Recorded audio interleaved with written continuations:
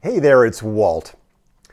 I've been getting ready for a program that I'm going to be doing in a couple of weeks, a very favorite program of mine around my book, The Power Principles of Time Mastery, Do Less, Make More, Have Fun.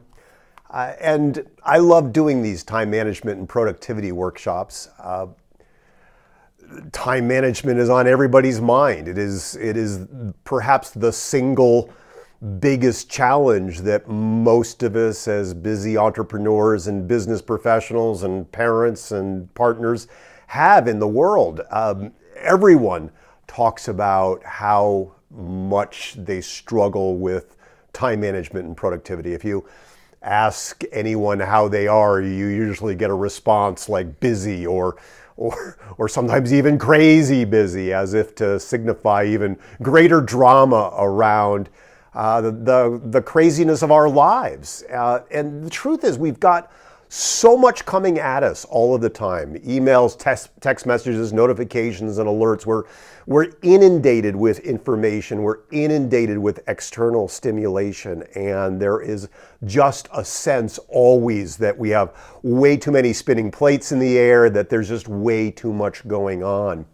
And so it's important for all of us to get a hold of our time. And I often will start one of my time management workshops by calling out the elephant in the room, as it were, which is to say that time can't be managed. Time just is. No matter how hard we endeavor to wrestle time to the ground, it can never be wrestled. But we can become masters of ourselves, and as a result, master our use of our precious time.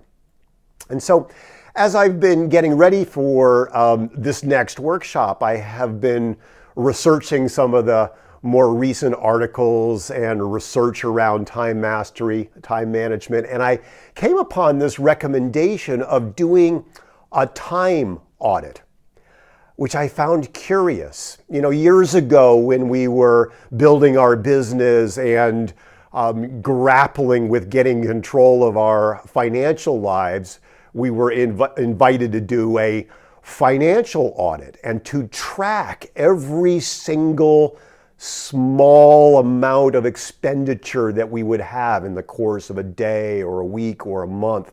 That is, to get really granular about where every single penny was going. And it was really useful to see exactly how we were spending that resource of money. And I was struck by the concept of doing something similar with time. And so I have been experimenting with tracking every single moment of the day. Now, I at first railed against this concept. I spent nearly 25 years measuring the value of my life in 6-minute increments as a lawyer, billing my time. And so I was resistive to the idea of actually looking at it. And so I had to cajole myself into the process of actually doing a time audit. A colleague suggested an app. I'm using an app called Toggle, T as in Thomas, OLGL, and you can actually track every minute of your day, which I've been doing, and it's fascinating.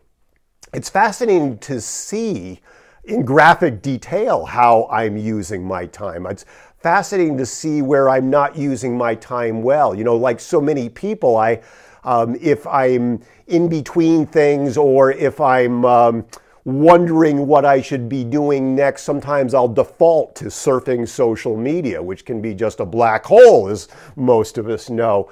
Or in the alternative, I can find myself doing the very thing I counsel my clients against, which is working in fragmented segments rather than in block time. A block of time to work on a project, a block of uninterrupted time is the most powerful way to work on things during the day.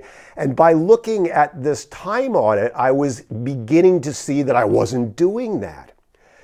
And the other interesting thing about this time audit is that the more mindful I have been about how I've been using my time, the less stress I have been feeling during the day, the less overwhelm. It has been more mindful and more intentional through the day, less frenetic. It feels more in control. And so it's been a very interesting practice, and I suspect that I'm going to continue on with it for a period of time. I don't know whether it will be a long-term habit or not, but it's interesting enough where I wanted to share it with you, because what we measure matters.